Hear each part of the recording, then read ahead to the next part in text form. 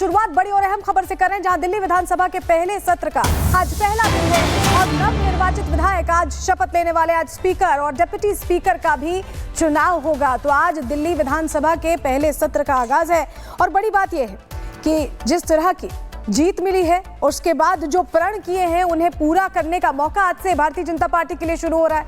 नवनिर्वाचित विधायक जहां आज शपथ लेंगे, वहीं आज स्पीकर और डिप्टी स्पीकर का चुनाव होगा। 3 दिन का ये सत्र है जो अपने आप में बहुत खास रहने वाला है, क्योंकि सीएजी की रिपोर्ट पेश करने की बात है और भी जो भ्रष्टाचार के मुद्दे हैं उनके लिए कहीं ना कहीं आम आदमी पार्टी के लिए मुश्किल यहाँ खड़ी हो सकती है। वहीं बीजेपी पूरी अच्छे मैंडेट के साथ इस बार दिल्ली की सीट पर काबिज है। ऐसे में जनता की उम्मीदों को पूरा करने का भार भी। और 3 दिवसीय ये जो सत्र है ये अपने आप में बहुत खास होने वाला है। पहले सत्र का आज पहला दिन है और नवनिर्वाचित विधायक आज शपथ लेंगे। डिप्टी स्पीकर, स्पीकर का चुनाव होगा, इसी के साथ शुरुआत होगी।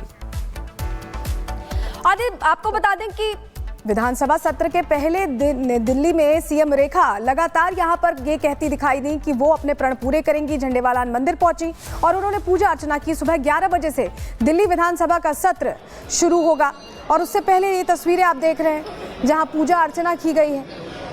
झंडेवालान मंदिर में पूजा करके शुभ दिन की शुभ शुरुआत कर रही हैं मुख्यमंत्री।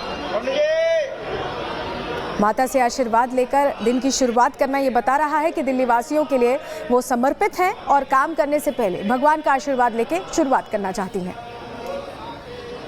तो देखिए, आज सत्र की शुरुआत हो रही है। सीधा ग्राउंड पर आपको ले चलते विवेक हमारे साथ जुड़े हुए। विवेक, आज सत्र की शुरुआत होने वाली है, स्पीकर डिप्टी स्पीकर का चयन होगा और क्या होने वाला है खास बताइए।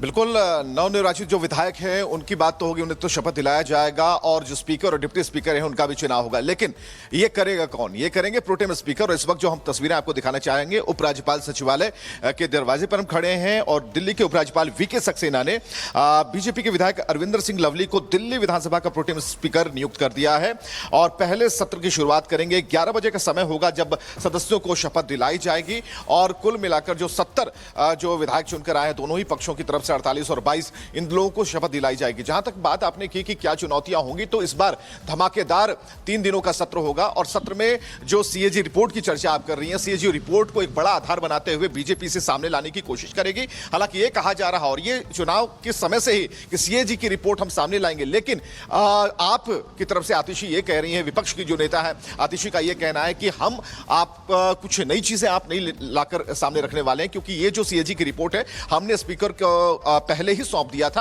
तो ये जो आप हल्ला मचा रहे हैं इसका कोई आधार नहीं है।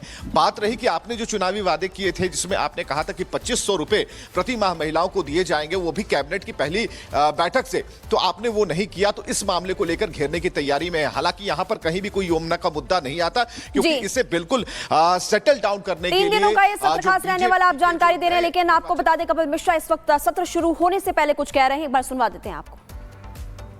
मैंने ये बता दिया कि दिल्ली का असली मालिक केवल दिल्ली की जनता है। आज उन लोगों को ये एहसास हो गया होगा जो अपने आप को दिल्ली का मालिक कहते थे कि असली मालिक केवल जनता होती है। भ्रष्टाचार और अहंकार का एक लिमिटेड टाइम होता है, उसके बाद उसकी समाप्ति निश्चित होती है। और श्रीमती रेखा गुप्ता जी के नेतृत्व में एक ऐसी सरकार दिल्ली में आएगी जो जनता की सेवा करेगी, सेवक बन के रहेगी, मालिक बन के नहीं रहेगी और हर एक वादे को पूरा किया जाएगा। जी सर, इससे पहले जो हमने सेशंस देखे हमने देखा किस तरह से 10-11 साल तक डिस्ट्रप्शन रहा, मुद्दों को नहीं रखा गया। इस सेशन से क्या उम्मीदें रखते हैं? देखिए, पिछले 10 साल इस विधानसभा में संविधान का, देश का, धर्म का, कानून का, सबका एक तरह से अपमान किया गया, मजाक उड़ाया गया, दिल्ली की जनता का अपमान किया गया। ये विधानसभा में आज परिवर्तन का दिन है और विधानसभा की गरिमा, सदन की गरिमा को पुनर्स्थापित करना ये सबसे पहला लक्ष्य होगा हमारा।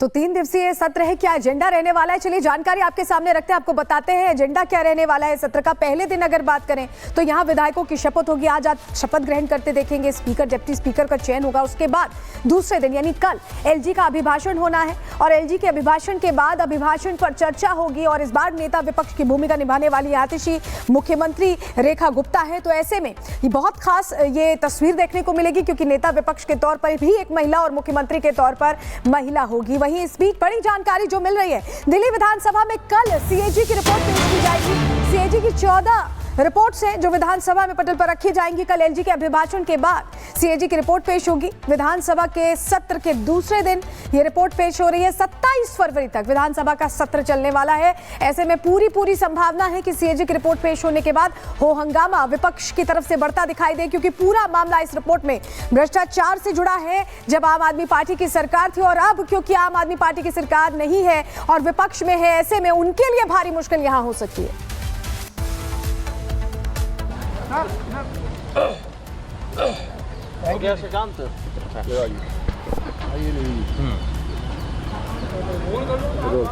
नेगी जी, आपका भी पहला दिन है, पहली बार आप चुन करके आए हैं विधानसभा में।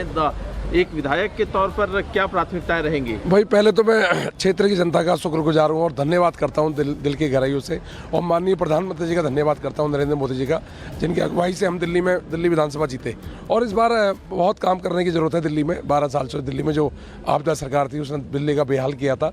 मुझे लगता है खूब काम करेंगे। पानी और सीवर की जो मेन 2 समस्याएं हैं, मूलभूत चीज़ें, उनमें खूब काम होगा।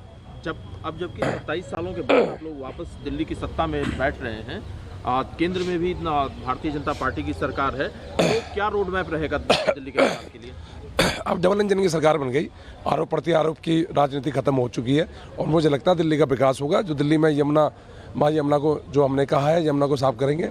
जो हमने कहा है कि सीवरेज की जो लाइनें हैं वो लाइनें चेंज होंगी। हमने कहा स्कूलों में शिक्षा का स्तर बदलेगा, अस्पतालों में ट्रीटमेंट अच्छा होगा। मतलब ऐसे कई मुद्दे हैं जो दिल्ली में भौतिक चीज़ें हैं जो लोगों को आराम देती हैं। उन चीज़ों में हम काम करेंगे। Thank you.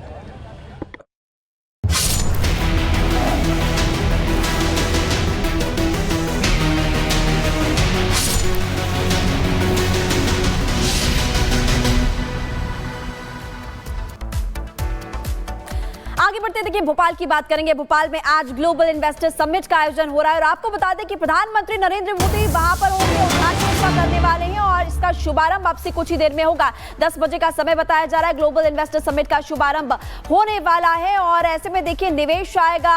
आपको ये बता दें कि प्रधानमंत्री मोदी समिट का शुभारंभ करने वाले हैं। कुछ ही देर में ग्लोबल इन्वेस्टर समिट 2025 का शुभारंभ होगा। देश के प्रधानमंत्री नरेंद्र मोदी इस समिट का उद्घाटन करेंगे।